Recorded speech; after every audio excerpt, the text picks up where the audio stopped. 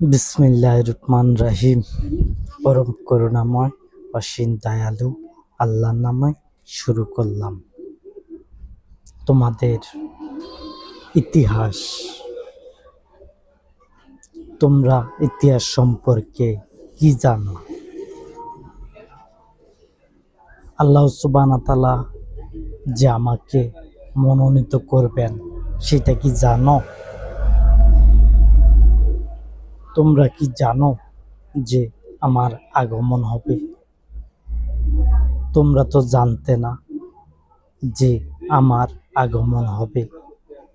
আমি সমাধান করব, রাজনৈতিক সমস্যার সমাধান করব। এই সম্পর্কে তো তোমরা জানতে না কেউ। আমি বলার আগে তো এই ব্যাপারে তোমরা কিছুই জানো না যে ইসলাম ক্ষমতা আসবে, আমার নেতৃত্বে ইসলাম ক্ষমতা আসবে। তোমরা তো এই ব্যাপারে কিছুই জানতে না। এটা কি অদৃশ্য নও যে কোরআনে বলার পরও তোমরা জানতে না? সেটা আমি প্রমাণ করব। কোরআন যখন পড়ব তখন আমি প্রমাণ করব যে আমার ব্যাপারে কোরআনে আছে কিনা, আহলি কিতাবের মধ্যে আছে কিনা, সেটা আমি প্রমাণ করব। আর আমি প্রমাণ হব যদি আল্লাহ সুবহানাহু ওয়া তাআলা সূরা বনী ইসরাঈলের প্রথম আয়াতের মধ্যে বলছিলেন, আমার সেও বান্দাকে রাত্রিবেলা ভ্রমণ করেছি।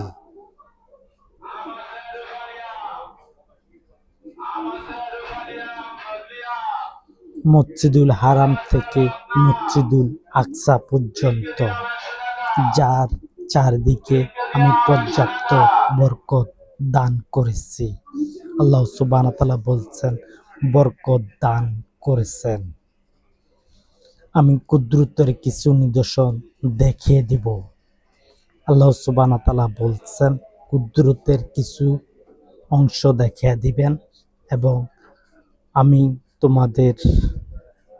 আমি তাকে কুদরতের কিছু নিদর্শন দেখিয়ে দিব। আল্লাহ সুবহানাহু ওয়া তাআলা বলছেন, সে হবে দর্শনশীল, সে হবে দর্শনশীল, এই কথা বলা আছে।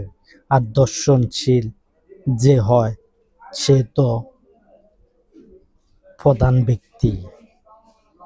যে দর্শনশীল হবে, যাকে শতকরা 51% উপরে ভালোবাসবে, সে তো হলো দর্শনশীল। আর আমাকে এই পৃথিবীর 51% মানুষ যদি ভালো জানে, তাহলে আমি কিন্তু হব দর্শনশীল। যদি আমাকে এই পৃথিবীর যত মানুষ আসবে, তত মানুষের ভিতর থেকে যদি আমাকে 51% উপরে মানুষ যদি ভালো জানে, ভালোবাসে এবং যদি সমর্থন করে এবং যদি ভোট দেয়, তাহলে কিন্তু আমি কি প্রমাণ হব না যে দর্শনশীল? আর আমি এখনো দর্শনশীল হই না। আমি দর্শনশীল হব টিভি সেন্টারে উঠার হব। কথাগুলো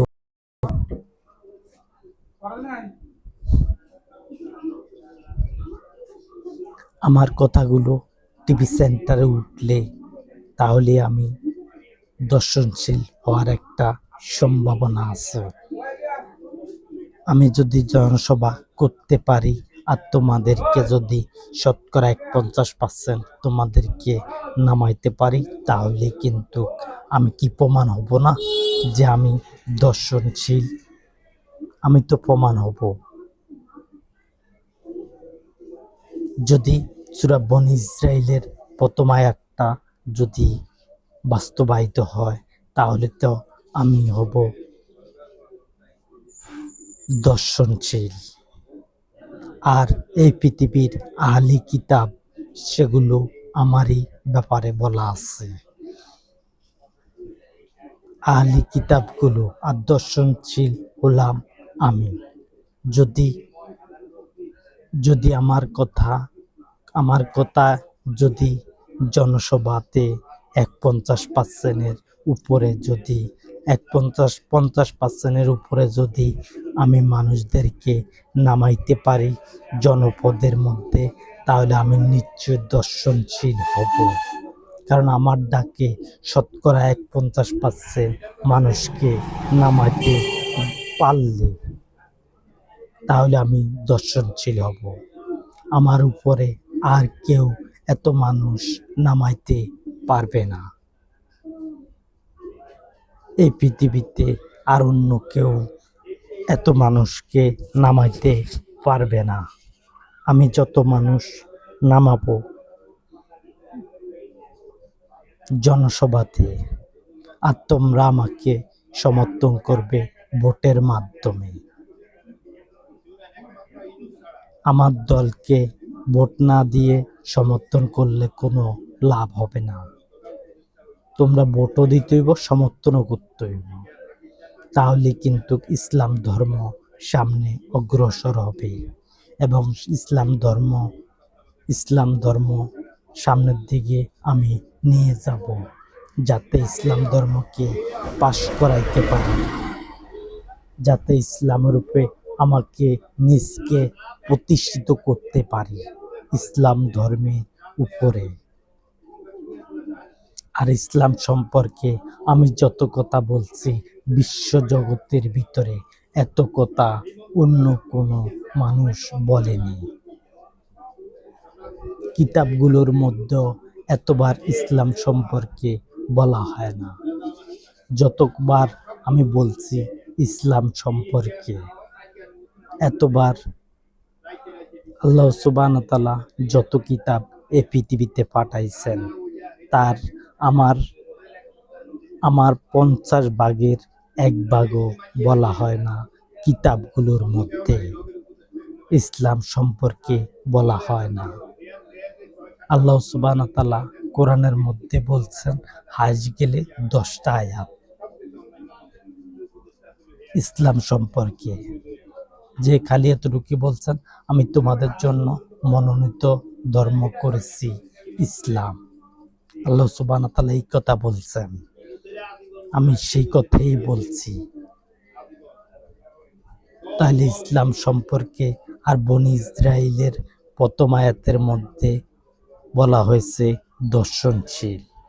সেই দর্শনশীল যদি আমি হই তাহলে আমি এটা প্রমাণ করতে হবে মানব জাতিকে জনপদের মধ্যে নামাইয়া প্রমাণ করতে হইব। সর্বপ্রথম বার প্রমাণ করতে হবে যে আমার নেতৃত্বে 50% সাধারণ মানুষকে আমি জনপদের মধ্যে নামাইছি, এটা প্রমাণ হতে হবে। আর এটা প্রমাণ হলে ইসলাম ক্ষমতা আসবে অতি নিকটবর্তী। 1 বছর সময় আমি নেব না ইসলামকে ক্ষমতা আনতে আমি 1 বছর টাইম নেব না। আর 1 বছরের ভিতরে 1 বছরের পরে দিয়ে হয়ে যাবে সারা পৃথিবীতে একই দিনে ভোট হয়ে যাবে। 1 বছর পরে একই দিনে ভোট হয়ে যাবে সারা পৃথিবীতে। যে আমার 100 বছরকার উপরের লেভেলটা আমি নেব ভোটের মাধ্যমে, সেটা হলো গণতন্ত্র। 100 বছরের জন্য নেব, তারপরে 5 বছর 2 মাস করে নিয়ে যোগ দেব 100 বছরের লগে। তাহলে ভিতরে কাবা শরীফের মার্কাটা হবে 100 বছরের জন্য, আর উপরের বাইরের কাবাঘরের ছবিটা হবে 5 বছর 2 মাসের জন্য। তাহলে আমি তোমাদেরকে খোলসা করতেছি যেন তোমরা বুঝতে পারো। আর ইসলাম ধর্মের মধ্যে প্রতিষ্ঠিত হব আমি। আমি যদি আর আল্লাহ সুবহানাহু ওয়া তাআলা সূরা বনী ইসরাইলের আয়াতের মধ্যে বলছেন, আমি আমার সেও বান্দাকে রাত্রিবেলা ভ্রমণ করেছি মসজিদুল হারাম থেকে মসজিদুল আকসা পর্যন্ত। সেটা কিন্তু আমাকে করা হয়েছে। সেই সম্পর্কে আমি তোমাদেরকে কথা বলেছিলাম। সেগুলো যদি থাকে তাহলে তোমরা অবশ্যই সেগুলো শুনতে পারবে। বনী ইসরাইল সূরার আমি কুদরতের কিছু নিদর্শন দেখিয়ে দেব। আল্লাহ সুবহানাহু ওয়া তাআলা সেখানে বলছেন, কুদরতের কিছু নিদর্শন দেখিয়ে দিব। সে হবে শ্রবণকারী। শ্রবণকারী যদি আমি ধৈর্য ধরতেছি, আমার থেকে ধৈর্য আর কে ধরছে? যে একটা ধর্মের ব্যাপারে একজন নিজে ধৈর্য ধরিয়ে এত বছর আমি চলতেছি। অন্য কেউ হলে এতদিন থাকতেও না, যদি মিথ্যাবাদী হইতো তাহলে এতদিন থাকতো না, আর এত ধৈর্য ধরতও না। আমি যত ধৈর্য ধরছি, আমি ধৈর্য ধরছি ইসলামকে ক্ষমতা আনার জন্য। কুদরতের কিছু নিদর্শন দেখিয়ে দেব। আল্লাহ সুবহানাহু ওয়া তাআলা বলছেন, আমি কিন্তু কুদরতের কিছু নিদর্শন আমাকে দেখানো হয়েছে। সেই নিদর্শনগুলো আমি পূর্বে আমি সেগুলো বলছিলাম। সেগুলো যদি থাকে তাহলে তোমরা শুনতে পারবে, আর নয়তোবা আমার আবারও বলতে হবে। সেই সম্পর্কে কথা বলতে হবে ইসলাম ধর্মকে সামনে অগ্রসর করার জন্য। দর্শনশীল হবে এই রাজ্যের মধ্যে আমি যদি ইসলামকে ক্ষমতায় আনতে পারি। ইসলামকে যদি আমি ক্ষমতার মধ্যে আনতে পারি তাহলেও হবে দর্শনশীল। যদি 50% প্রধানমন্ত্রী আমার দিকে নিতে পারি তাহলে কিন্তু আমি হব দর্শনশীল। আর আমি 100-তে 100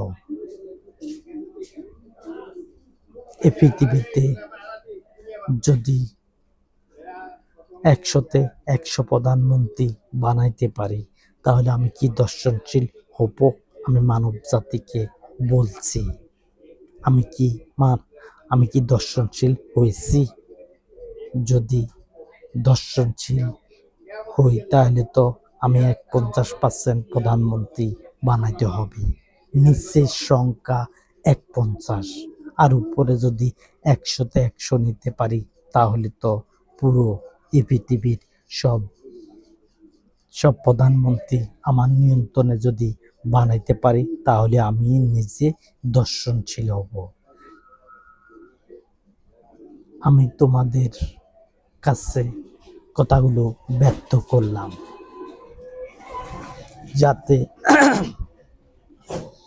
যাতে তোমরা জানতে পারো যে আমি কোন ধরনের কথা বলছি।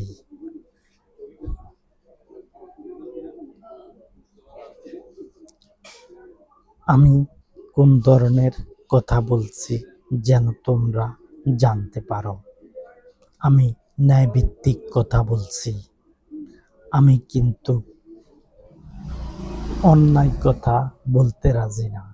আমি ন্যায়ের পক্ষে আছি, তোমাদের সাথে আছি, ইমানদারদের সাথে আছি, মুমিনদের সাথে আছি। আমি তোমাদেরকে নেতৃত্ব দেব এবং তোমাদের সাথে থাকব। আমি তোমাদের সাথে আছি অনন্তকাল। তোমরা কি আমাকে দেখো না? আমার শরীরে আমি যে হাত দিছি তোমরা কি দেখো না? আমি যে তোমাদের সামনে বসে বসে কথা বলছি, তোমরা কি জানো না? আমি কিন্তু মিছা কথা বলছি না। তোমরা দেখো আমি আমার শরীরের মধ্যে হাত দিছি এবং হাত দিয়ে কথা বলতেছি, তাহলে তো তোমরা দেখতেই পারতেছ আমি কি মরে গেছি, আমি কি তোমাদের থেকে চলে গেছি। আমার এই কথাগুলো যদি না থাকে তাহলে মনে করবে যে আমি চলে গেছি। আর যদি তোমরা মনে করো আমি জীবিত আছি, তাহলে মনে করবে এই যে আমি হাত দিয়ে ধরেছি এটা জীবিত আছে।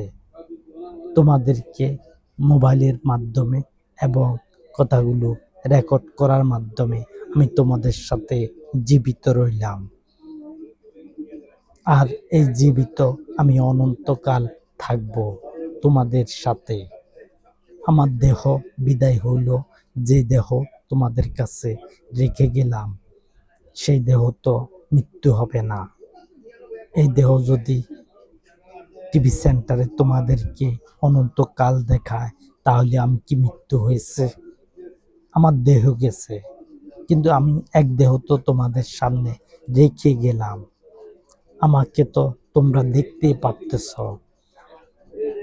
আমি কি তোমাদেরকে মিছা কথা শোনাইছি? মিছা কথা বলতেছি? আমি মিছা কথা বলি না। আমি এক দেহ তোমাদের কাছে রেখে যাইতেছি। আমাকে তোমরা অনন্তকাল দেখবে। আমি তোমাদের কাছে জীবিত রইলাম, এই দেহর মাধ্যমে জীবিত রইলাম। আর তোমরা যা দেখতে পারতেছ, আর মিডিয়ার বাহিরে ক্যামেরা বন্দির বাহিরে কিন্তু আমাকে দেখতে পারবে না। আমাকে দেখতে হইলে দেখতে হইব এইভাবে। আমাকে দেখতে হইলে দেখতে হবে মিডিয়ার মাধ্যমে।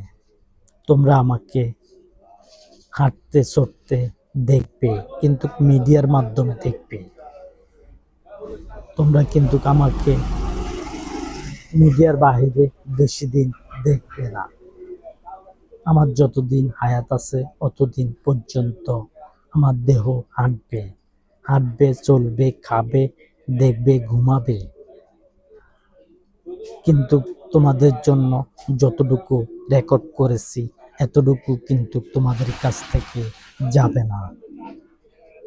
যদি যাইতো তাহলে আমি কথাগুলো বলতাম না। আমি তোমাদেরকে শোনাই ন্যায়ের কথা। আর দর্শনশীল হওয়া কঠিন বিষয়। আমি ছাড়া এই পর্বতে কেউ সফল হবে না। কোনো মানুষ সফল হবে না এবং দর্শনশীল হয় না। টাম কি দর্শনশীল হয়েছে? তাকে তাকে 50% মানুষে সমর্থন করেছে, 10% তো পাওয়া যাবে না। তার দেশের ছাড়া আর এই পৃথিবীতে কয়জনে দেখে, তার কথা শুনে, কিন্তু কয়জনে তাকে মানে যে আমরা আমাদের দর্শনশীল টাম অথবা মোদি অথবা অন্য দেশের কোনো প্রধানমন্ত্রী আমি ছাড়া আর কেউ এই এই পর্বে পাশ করতে পারবে না। আর আমি যদি পাশ হই তাহলে তোমরা বুঝতেই পারো আমি তোমাদের কাছ থেকে নিঃশেষ সংখ্যা 50% হলে আমি দর্শনশীল হব। আর যদি 50% দর্শনশীল 50% আমাকে ভোট না দেয় তাহলে আমি দর্শনশীল হব না। তোমরা যদি অন্য কাউকে দর্শনশীল বানাও 50% ভোট দিয়ে, তাহলে সে হয়ে যাবে দর্শনশীল। আর আমি যদি 49% প্রধানমন্ত্রী বানাইতে পারি তাহলে আমি দর্শনশীল হব না। আমি দর্শনশীল হব 50%, শতকরা 50% প্রধানমন্ত্রী বানাইতে পারলে আমি কিন্তু দর্শনশীল হব, নয়তোবা আমি দর্শনশীল হব না এই পৃথিবীতে।